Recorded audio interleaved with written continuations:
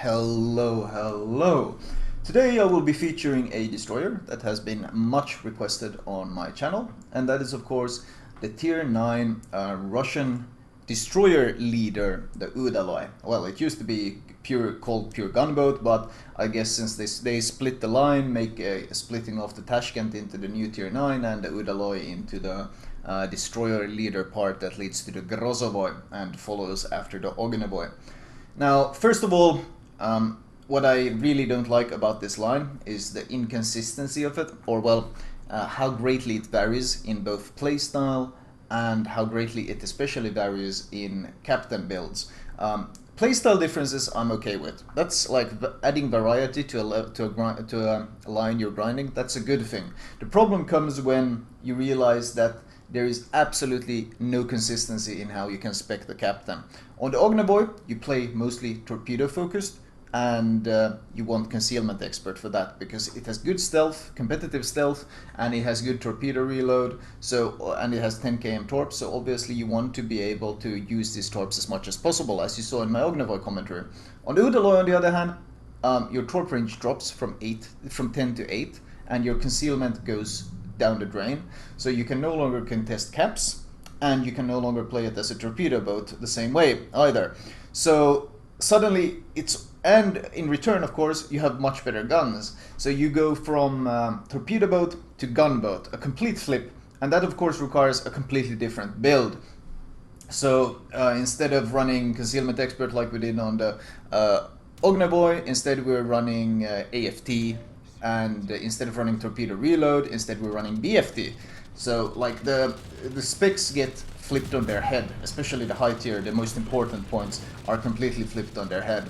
So that's an important thing to note, that you have to change that out completely. Now, some planes are around. Siphon planes, I do focus fire them with defensive AA active.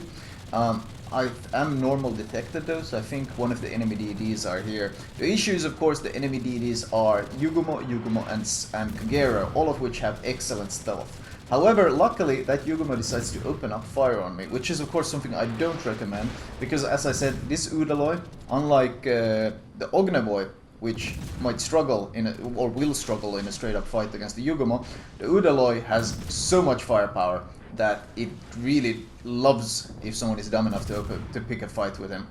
So this guy is reversing, damage conning, and yeah, he uses his damage con and he smokes up. Now what's important here is I already used 10 torps, but you actually have a split torpedo launcher. If you look bottom left, you actually have torpedo launchers on both sides.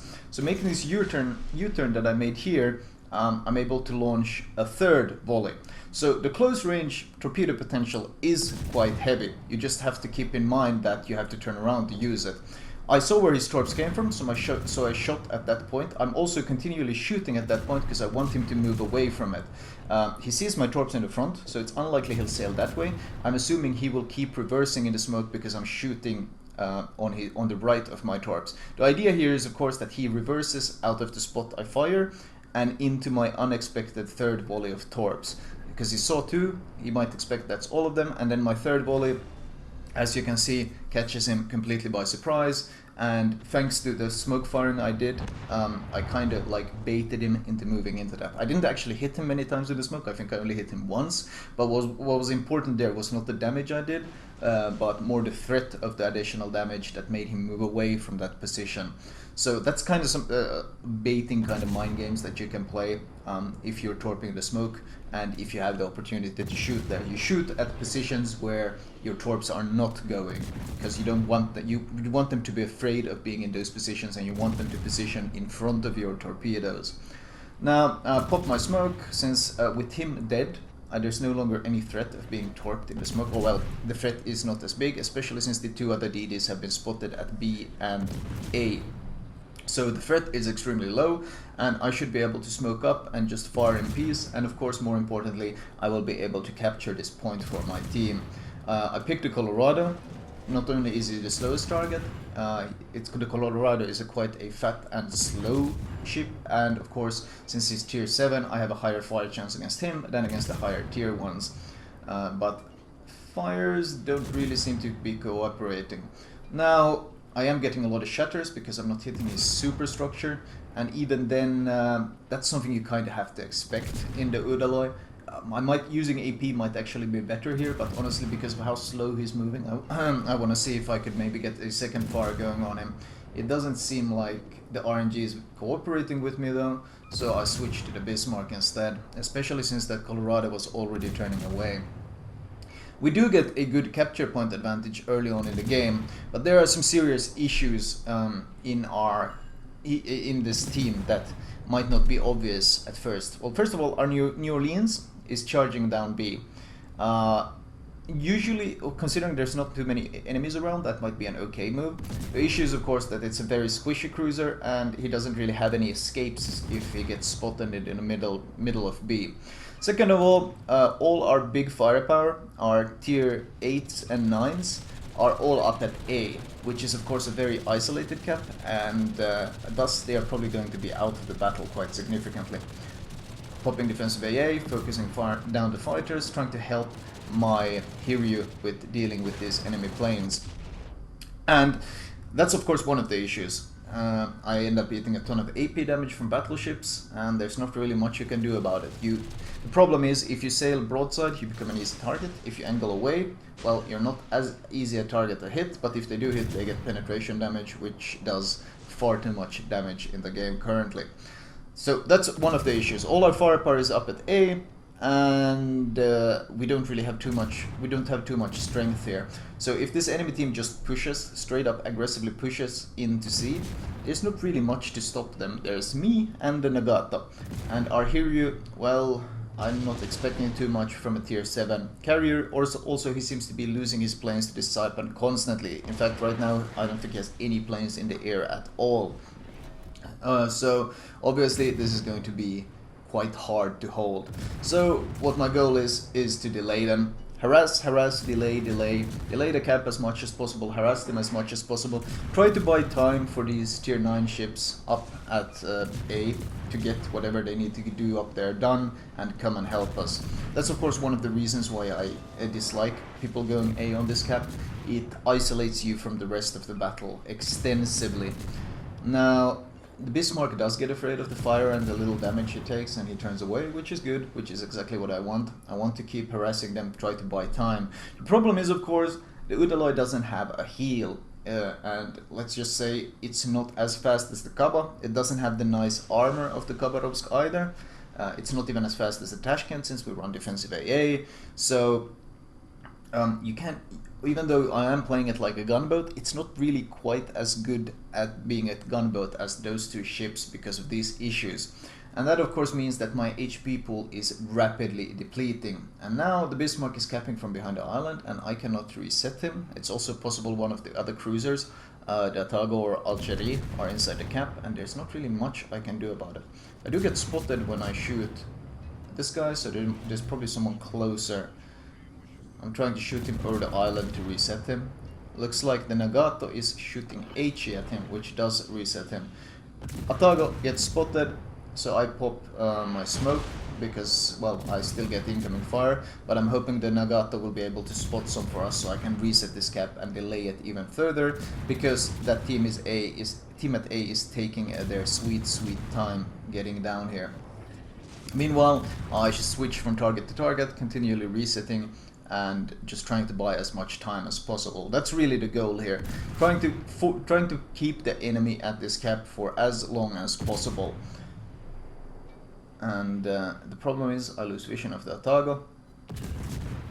And if I can't see the Atago, I can't reset the cap, which is of course an issue in general. Oh, there he is. Every time he's up, I of course shoot him, because he is their main capper, their main stealth capper right now, so resetting him is very much worth it. The problem is he is straight up rushing towards my smoke, which is actually quite smart, because we don't really have any real firepower down here, because the majority of our team is, as I mentioned, up at A, whereas the majority of the enemy fleet is down here. So as I said, it's only really a matter of time before they run me over. Russian DDs in general excels in situations where the enemy pushes into them. This is the kind of the optimal situation for all types of Russian destroyers. Well, honestly, all destroyers. First of all, torping, even these short-range 8 km torps, are significantly more useful if someone closes the distance with you, because you can preemptively torp and just let them sail into them. Second of all, being able to kite away and shoot backwards is a lot safer than having to chase and shoot towards them, because if they have some ship that's stealthed and you're sailing towards them, he pops up in your face, you have to do a panic turn around, you have to panic smoke, there's all sorts of terrible situations. Note, if an Atago gives you this much broadside, AP is extremely strong and would be very good here. The only reason I'm sticking to HE is because I knew he damage conned and I'm expecting my torps, which do catch him, as I said. Launching torps backwards is a great strength, and because he didn't have his repair, I forced it earlier, the flooding did kill him. However, we can look at my HP pool. Just how much health have I expended to try and hold them from getting C and delay them down here? I've expended all my health pool. I'm down to 1.2k. Torpedo plane comes in, pop defensive AA, focus fire him, and even though Saipan has tier 9 planes, this is of course a tier 9 destroyer, and the Udaloi with AFT, BFT, defensive AA and focus firing does do quite a lot of anti-air damage. Note that even if you don't have manual AA, control clicking planes gives you a 30% anti-air buff, or 30% the DPS buff to your AA, so it's very much worth using and highly recommendable. As I said, our points gain still looks great, but I know this is a temporary thing because of the way my team is deployed. To hear you, I'm pinging him, I'm trying to get him to move away, but at this point he might be a bot, he might be AFK, I don't know what he is, I haven't seen his planes in ages. It might he just instantly quit when he saw the Saipan. There's people who are actually dumb enough to do that. They see a carrier that's strong against them and they just quit, which is of course incredibly stupid because the enemy carrier can be as bad as you like, and they just gave away a victory for no real reason. So not only do we have this issue of our hero about to die, our Nagato is in huge trouble, so I only have one smoke left, so I'm going to see if I can bail this guy out. I sail, you see I'm sailing right in front of him, because I know he's sailing towards me, so I pop the smoke quite early for him, and then I turn and make, honestly, this kind of C shape right in front of him. So he can just keep sailing full speed, and he's able to turn to the right into my smoke, and he can use this smoke cover to stay alive and shoot without being spotted at all, should he so wish. Now, smoke usage for teammates is, of course, generally recommended, but if you're as low as I am in this case, and if you don't have too much faith in your teammates being able to effectively utilize your smoke, you try to use the smokes in a dual purpose. Meaning, in this case, I did not just smoke up the Nagato, I smoked up both the Nagato and myself. So it can be stupid to just smoke up a teammate and leave yourself outside of the smoke, unless he has a really good opportunity to deal damage. But it can also be stupid to smoke up yourself and exclude your teammate, especially if you have the chance to help him, like I had in this case. So just like I often talk about dual-purpose torps, dual-purpose smokes are also great. And here we of course see the downsides of smoking up random teammates. The Nagato, what does he do? Well, he goes full speed through my smoke, leaves my smoke, gets spotted again, and is probably going to get killed by the enemy. So there's a saying that you can lead the dog to water, but you can't force him to drink. And or whatever, lead the horse to water, but you can't force him to drink, and that's kind of the situation here. I gave him a very, very good smoke that he could have used to heal up, to deal damage, to survive, and he went straight through it, completely ignoring it, and well, so much for that smoke, at least. But once again, because I did make sure it was a dual-purpose smoke, I made sure I was close enough to the enemy before I used it, I am able to use this smoke to deal damage myself.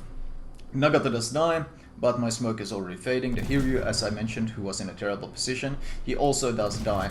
And now you start seeing what I was predicting early on in the game, that this game wasn't over at all, even though we had such a big lead, because these people who pushed through A have pushed into the enemy spawn, which is of course completely pointless. There's nothing in the enemy spawn of value, there's nothing interesting, there's nothing important in the enemy spawn.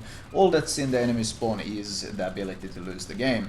But this is very common, especially battleships who push through flanks, or like flanking capture points, D on north, or let's say A on north.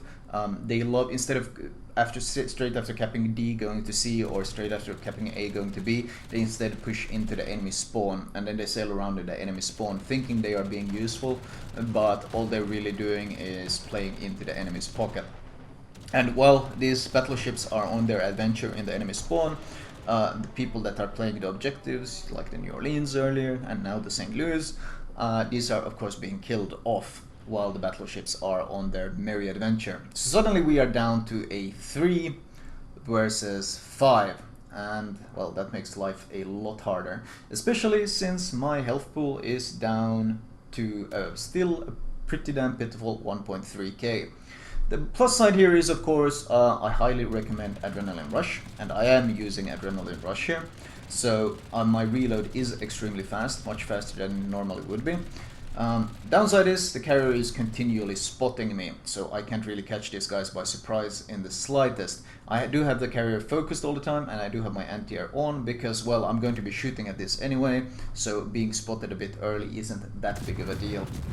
Big problem here is I can't afford him to hit a single shell. This Colorado, if he lands a single HE shell on me, or AP shell, it probably doesn't matter at this point, he will kill me. So if you look at, I want you to pay special attention either to the minimap to see the way I'm sailing, or to the bottom left to see the way I'm dodging shells. I got one hit, but it wasn't from the Colorado because I dodged those shells. It was the Bismarck before he died. He did take a shot at me. So now I'm down to a very comfortable 95 health. So I was in fact able to survive one Bismarck hit, whereas I wouldn't have survived a Colorado hit because of the larger caliber, I think. Actually, I might have been able to survive even a Colorado hit, but now I cannot do that anymore. So if you look at the minimap, I give broadside, or else very angled broadside, whenever his guns are reloading. Whenever he shoots, look how I turn away. Sometimes I might lose, you see I might lose the arcs, I might not be able to shoot my front guns. But considering I cannot tank a single shell and I need to just survive, that's perfectly okay. In this case, I am skirting at the very edge of my concealment, or my range, which of course equals my concealment. So you saw I got outspotted there because I was literally further away from the guy I was shooting at. But my shells were still in the air and he was sailing towards me, which means even if he couldn't see me and even if I couldn't lock on to him, he was still being hit by my shells. So that was like a strange version of stealth firing that you can still execute in this game, even though it's not nearly as consistent, and of course it relies on skirting at the very edge of your concealment, and it relies on the enemy ship sailing towards you. I close the distance, but note how I'm constantly keeping, if you look at the minimap, you can see how I'm constantly keeping him at the very, very edge of my concealment. Now, this team, these battleships, they are still sailing around in enemy spawn. I mean, I've been trying to play the entire game. I've just been trying to delay this team at C to try and give them time to get to C. But instead, of course, sailing from A through B to C, which would have been a smart thing and would have kept A and B probably in our hands, they have been sailing through the enemy spawn. And while this has been happening, the Yugomo has been sailing and capping A and B. And the problem is, of course, there was nothing I could do about this because I was down to 1.2k and the Yugomo only needs to fire one volley at me and he kills me, and I have no smokes. He outspots me by about 2 kilometers. So that was a fight I could never take. It was an impossible fight. Going to fight the Yugomo would have been a guaranteed loss every single time. So even fighting this Colorado is extremely, extremely difficult, but at least I have the potential to outplay him. You can see by the way I'm still constantly dodging every single shell he's firing at me. I'm still able to dodge. Every time he fires, we turn away, we change our course, we try to be unpredictable. Never sail the same way and do the same types of dodges all the time, because that is predictable. Try to be unexpected, try to surprise, try to change your course in directions they're not expecting. And I do, in fact, with 95 health, I do manage to kill off the Colorado entirely.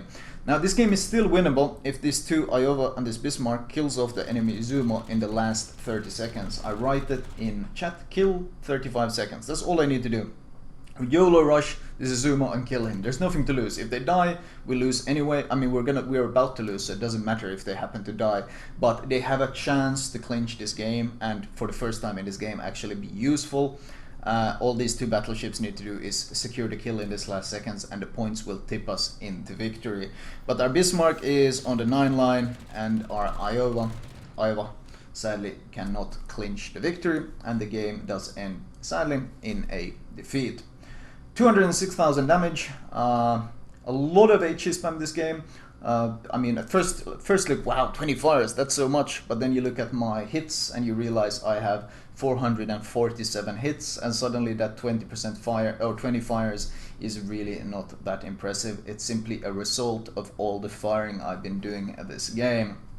Arsonist with her one devastating and a high caliber is of course satisfying. Got some tasks done as well, but that's not as important. 6 cap resets, part of my job of delaying them at sea, and of course the original cap of sea, something in general the Udaloi isn't too good at. Capping points is something I don't really recommend. This was just one of, I just had a good spawn for sea, so I decided to go and contest it before the enemy ships could arrive. If more ships had arrived to support at sea and the Yugumo had stayed undetected and just stayed there spotting me, I would have had to leave the cap.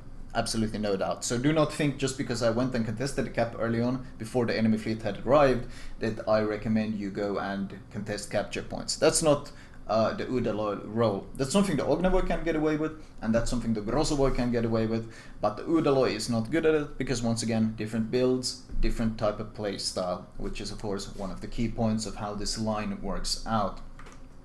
Base XP 1.9k, and well, yes, that's looking at scoreboard. Of course, that's more than our 2 heroic battleships in the enemy spawn got together or got combined, which is of course always a bit depressing. And it does turn out our hero was probably AFK, since he did absolutely nothing all this game besides feed the enemy the points they needed to win the game.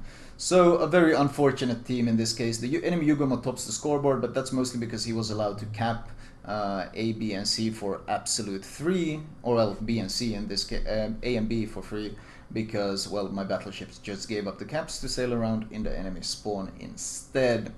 Detailed report-wise, 1.5 million potential damage, which is quite nice. Only 66k direct damage, whereas fires did 109,000, which is not surprising. Unless you're close enough to be able to use your AP, this tends to be a very common thing with the Udaloi, getting a lot of HE spam fires and such things. Torps, not really that big of a deal, but then again, I did manage to nail the Yugumo, and it saved me against the Atago, so the Torps are certainly not useless, but they are of very limited use because of their very limited range of 8 kilometers. Important note here, if we look at my damage received, I did in fact not take any damage at all from the Colorado, so if you want to know how to kite and avoid shells and deal damage, that fight against the Colorado is a pretty good example of basically killing a almost full HP battleship without taking a single hit. It's of course quite hard, and you can get screwed up by RNG. Even if he aims wrong or you dodge well, he can still get random shell spread that happens to hit you. So there's always the RNG factor to take into account as well. And finally, of course, we have the final score. Well, I wasn't really running any flanks or things since this was on a Russian server, so not really much to talk about. Let me show you my recommended build for the Udaloi. Right, starting off, we of course have the modules. Now, if you have AFT, as I of course recommend you should have by now, you don't really need the range mod first as a first thing, because with AFT your range is already 13.2, so you're not actually in too much of a hurry to upgrade the range, but you should instead go for the hull first, because the hull gives you HP, it gives you maneuverability, it gives you anti-air, all of these things that are highly useful. So get the hull first, then get the range. So with AFT you got 14.6, which is extremely good, and then finally upgrade the torpedoes. The torpedo change isn't really that big. It gives you 2 km range though, which is quite useful. The additional, instead of having 6 km torps, you got 8 km torps, which of course makes them much more versatile. Consumable wise, premium smoke, if you can afford it, premium damage control, and even premium defensive AA. Since speed is not really an issue for the ship, it's already very fast. With the flying, as you can see, we do 42 knots, not 32, and I don't really see as much of a need for the engine boost, so I prefer to run the AA on it. Since the AA values are actually quite okay on it, since it's got dual purpose guns. Upgrade wise, we have main battery mod 1, so, turret survivability, followed by the AA range, since we are running defensive AA, faster gun reload, because, well, the guns are the bread and butter, propulsion mod, defensive mod, not really worth it in my opinion. Keeping your engine alive is still far more important than having a couple, 6 seconds additional defensive AA. And of course, faster steering gears, because the rudder shift isn't really that good. The rudder shift is only 4.3 seconds with full upgrades and running the steering gears, so you really need this perk. And of course, concealment. Captain perks wise, priority number 1, preventive maintenance, helps you with losing those turrets, followed by last stand, followed by additional tankiness, followed by AFT. Once you have this basic build, build into AR for faster gun and torpedo reload, and then build into BFT, which not just of course buffs your main guns by 10%, but also gives you 20% to AA. And as we already mentioned, the AA on the ship is great, so buffing it even, well, good, and so buffing it even further is highly recommended. With the last 3 points in this case, well, I might change my build when I get to the Grozovoi. For the Udaloi, last captain perks, I would probably go Demolition Expert for higher fire chance and priority target if I had a 19-point captain. But for the Grozovoi, of course, we want to go back to Concealment Expert later on. So this is, of course, what I said I don't like about this tree, is that you want Concealment Expert on the Ognevoi and you want Concealment Expert on the Grozovoi, but you don't want it on the Udaloi, because the Udaloi plays like a very standard Russian gunboat where AFT is much better. So this constant switching back and forth between specs is of course quite doubloon expensive, or you can use of course Elite Captain XP if you have it. But still, that's one of the parts I don't really like about how this tree is structured. There is no real consistent build that you can use that is anywhere near optimal for the entire line. It's always going to be suboptimal for one or the other if you don't respec. Anyway, oh yeah, I could go over the flags as well. Signal wise, priorities are of course detonation and speed, just like on pretty much all DDs, especially Russian ones. And since we can't use heals on this part, on this destroyer leader type of line, there's no point running the heal flag. I do recommend November Foxtrot, faster consumable reload, and of course the 2 fire chance flags to increase the damage you pump out. You can add additional things like better AA, since AA is quite okay on it, but that's more flavor than anything and not something I can consider that important. It's also only 10%. Anyway, that was my recommended, or well, that was my recommended build, and that was my Udaloi commentary. I hope you guys enjoyed it.